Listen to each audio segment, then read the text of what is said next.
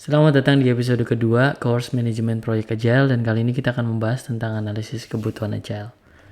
Ya, teman-teman pasti sudah mengetahui teknik-teknik elicitation ya di courses yang pertama di episode 5, dan di course yang kedua di episode 2 ini kita akan memulai dengan sebuah diskusi yang menarik bahwa kalau nggak cepat-cepat kita melakukan analisis terkait dengan kebutuhan, maka kebutuhan tersebut akan basi, akan tidak relevan lagi, ya.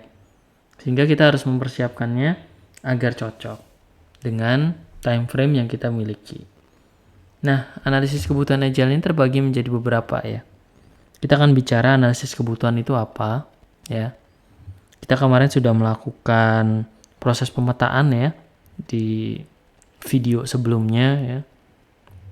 Kita juga sudah paham berbagai macam kebutuhan yang mungkin ada. Dan yang harus teman-teman ketahui adalah proses analisis dan juga beberapa aktivitas seperti kebutuhan di dunia Agile, ya, analisis kebutuhan, dan Agile Model Driven Development. Terakhir kita tutup dengan sebuah tips. Yuk, mari kita mulai.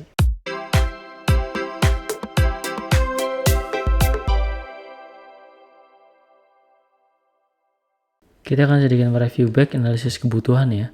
Teman-teman sudah tahu analisis kebutuhan sebenarnya merupakan aktivitas untuk memahami kebutuhan yang sudah kita rekam ya, kepada yang sudah kita peroleh dari proses elicitation. Kita akan melakukan pemilihan mana kebutuhan yang sesuai dengan keinginan customer dan mana kebutuhan yang mungkin dikatakan customer tetapi sebenarnya bertentangan. Nah, analisis kebutuhan ini sangat penting sebelum sebuah project software itu dikembangkan. Karena apa? Karena menjadi dasar ya mana yang akan dikembangkan dan mana yang tidak.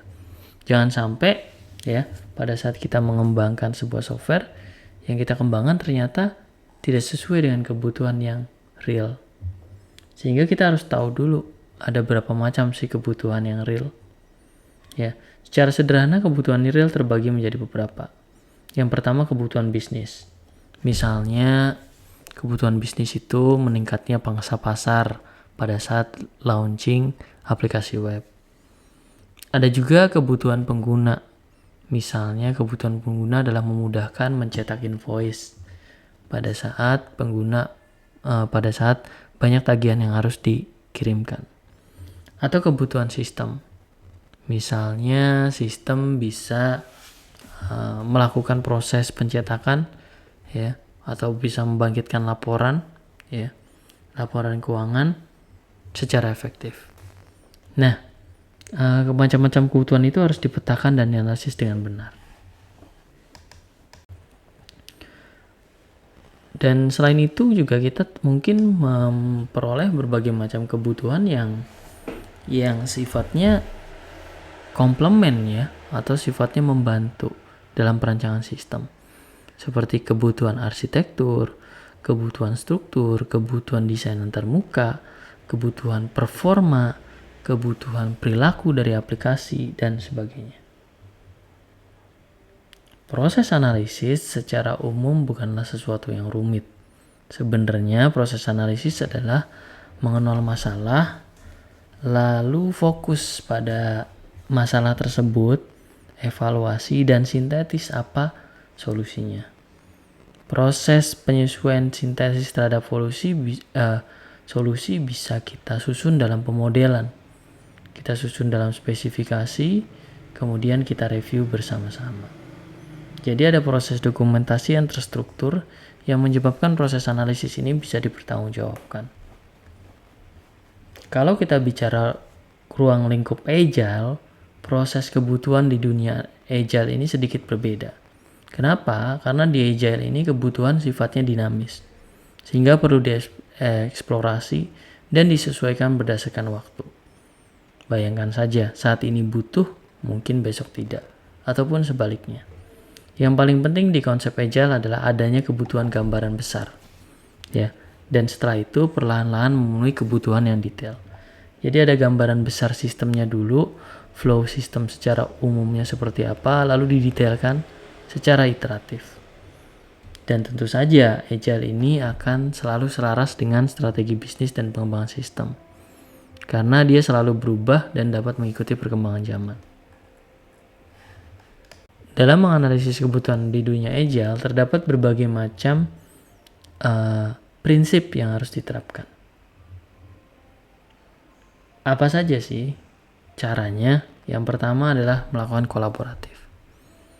Jadi analisis kebutuhan di dunia Agile bisa terpenuhi dengan aktivitas kolaborasi. Ya, kolaborasi. Kolaborasi bersama, menentukan bersama. Yang kedua, mendetailkan. Ya, mendetailkan. Detail ini tentu saja bertahap tetapi harus muncul pada saat diperlukan. Jadi bisa saja per 5 fitur baru didetailkan, nggak harus semuanya di depan. Dan harus siap terhadap perubahan.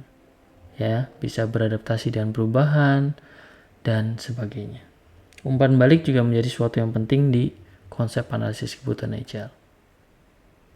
Kalau kita bicara analisis kebutuhan Agile, sebenarnya ada prinsip-prinsip yang lain. Yang berikutnya adalah dokumentasi. Seringkali Agile didefinisikan sebagai dokumentasi yang hilang atau tidak ada dokumentasi. Sebenarnya dokumentasi Agile adalah dokumentasi yang lebih komprehensif. Dikarenakan apa? Dikarenakan dokumentasinya selalu diperbarui. Begitu pula kodenya. Kodenya akan selalu diperbaiki sesuai dengan kebutuhan. Selama ada dukungan pembiayaan dan juga ada waktu yang diizinkan untuk pengembangan. Proses ini dilakukan secara kontinu. Jadi kalau kita bicara Agile, sebenarnya kita bukan bicara sebuah project. Tapi kita bicara sebuah siklus yang terus berlanjut selama produk atau solusi tersebut dipakai. Mulai dari sesuatu yang simple, berupa MVP, minimum viable product, sampai solusi yang benar-benar rilis. Salah satu upaya untuk mengkristalkan hasil analisis Agile itu ada satu model yang namanya Agile Model Driven Development atau EMDD. Agile Model Driven Development ini sebenarnya merupakan kristalisasi dari dokumentasi analisis kebutuhan berbasis Agile. Hasil Agile modeling ini berupa hasil dari kolaborasi yang aktif, ya, mengurutkan kebutuhan berdasarkan return of investment, menganalisis secara cukup, tidak harus terlalu detail pada saat belum ditutupkan, dan kemudian melakukan proses modeling atau penyusuan model secara bertahap dan berulang-ulang. Model yang sudah harus dikerjakan dipahami secara detail dan kemudian dikembangkan dalam bentuk kode pada saat itu juga. Selain itu, Agile Model Driven Development ini sudah memiliki framework atau kerangka kerja yang memudahkan teman-teman mengembangkan. Ada Scale Agile Framework atau SAFe, ada International Requirement Engineering Board atau IREB.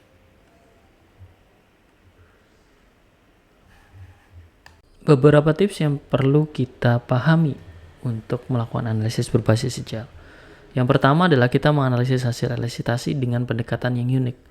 Kita tanya dulu apakah pertanyaan yang konsisten, apakah sudah mengidentifikasi titik masalah, batas-batasnya, dan kebutuhan-kebutuhan yang paling penting. Kemudian kita akan melakukan proses elisitasi secara berkala pada saat detail belum ditemukan atau pada saat pengguna ragu, stakeholder ragu bahwa informasi ini valid dan bisa dikerjakan lebih lanjut. Pada saat kita menemukan sebuah kebutuhan yang mungkin sulit secara teknis, tidak sesuai dengan kebutuhan waktunya, maka perlu dilakukan aktivitas negosiasi. Ya. Jadi secara sederhana, proses analisis desain ini nggak satu arah ya di Agile. Pada saat kita melakukan proses desain, analisis kebutuhan ini mungkin akan kita lakukan kembali. Tips berikutnya adalah mulai menentukan tujuan keseluruhan project dengan cara perlahan-lahan melakukan komunikasi berbasis minimum viable product atau MVP. Jadi tunjukkan sedikit demi sedikit tetapi memiliki progres. Tujuannya MVP itu memberikan gambaran besar sehingga tidak terlalu berbahaya apabila dikembangkan tetapi tidak sesuai kebutuhan. MVP bisa dipecah menjadi persyarat fungsional dan non-fungsional. Demikian sesi kali ini, terima kasih sudah menonton dan sampai jumpa di sesi selanjutnya.